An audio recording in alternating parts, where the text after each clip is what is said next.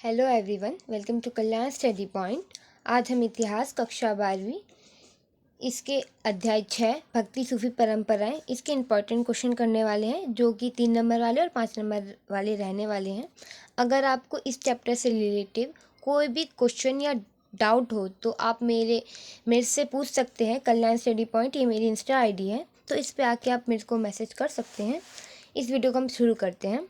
हमारा पहला क्वेश्चन रहने वाला है, भक्ति संतों के राज्य के साथ संबंध बताइए। जो भक्त थे उनके साथ संबंध कैसे थे राज्य के। भक्ति संत और राज्य के बीच अच्छे संबंध थे। चोल शासक भक्त संतों को भूमि अनुदान देते थे।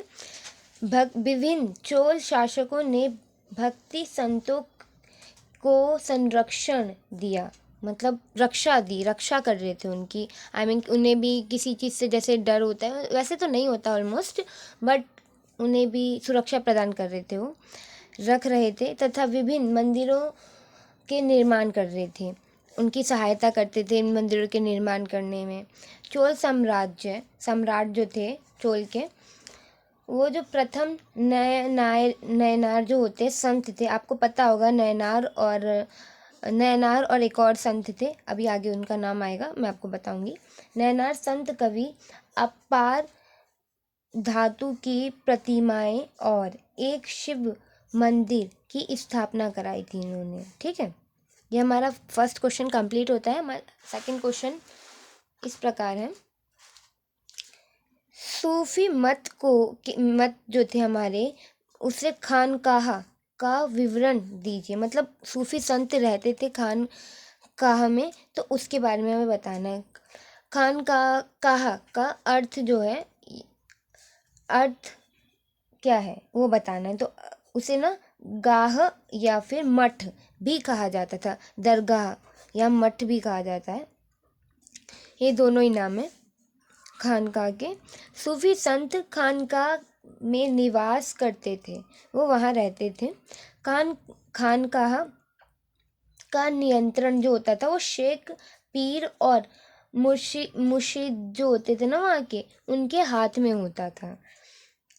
खानकाह में लोग इबादत करने या फिर ताबीज़ बनाने लेने के लिए आते थे। विभिन्न मुद्रा पर शेख की मध्य स्तर के लिए भी आते थे। देखो पहले के टाइम पे ना ताबीज़ बनाने, जैसे कि किसी को कुछ हो जाता था, तबीयत खराब हो जाती थी, तो ऐसा मानते थे कि ताबीज़ पहना देंगे तो जल्दी ठीक हो जाएगा, या नज़र लग जाती थी तो ताबीज़ पहना देते थे।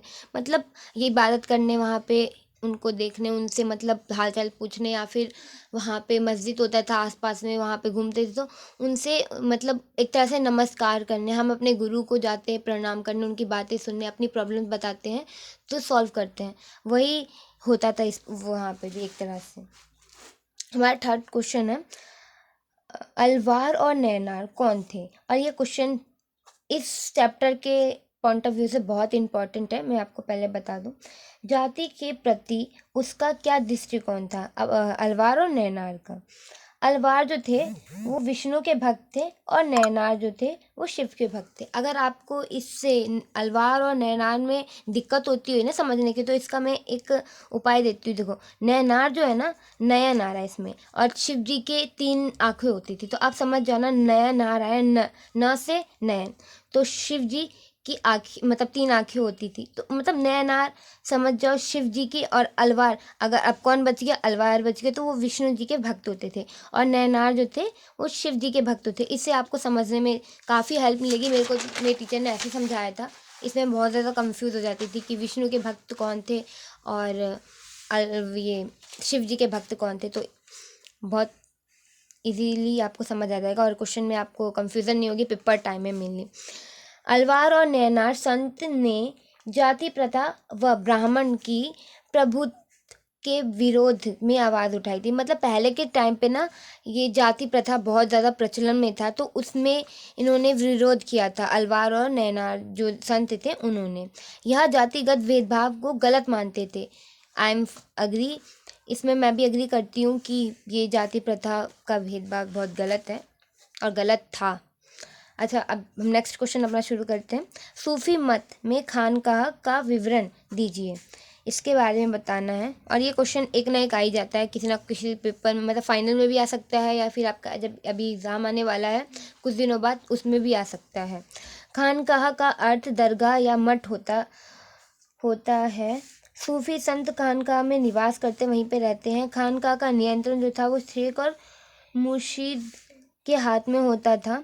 खानकाह के लोग इबादत करने, ताबीज़ लेने और विभिन्न मुद्रा पर शेख के मध्यस्तर के लिए आते थे। आई थिंक ये क्वेश्चन रिपीट हो गया,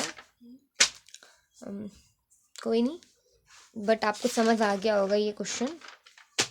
तो ये चैप्टर नहीं कंप्लीट हुआ है, ये वीडियो कंप्लीट होता है। आपको नेक्स्ट वीडियो में ऐसे ही 4 क्वेश्चन मैं और प्रोवाइड करवाऊंगी, या और उसके बाद आपको उस वीडियो के बाद आपको प्रोवाइड किया जाएगा 8 नंबर वाले क्वेश्चन। तो मेरे चैनल पे बने रहें, मेरे चैनल को सब्सक्राइब करें। Thank you so much watching my video.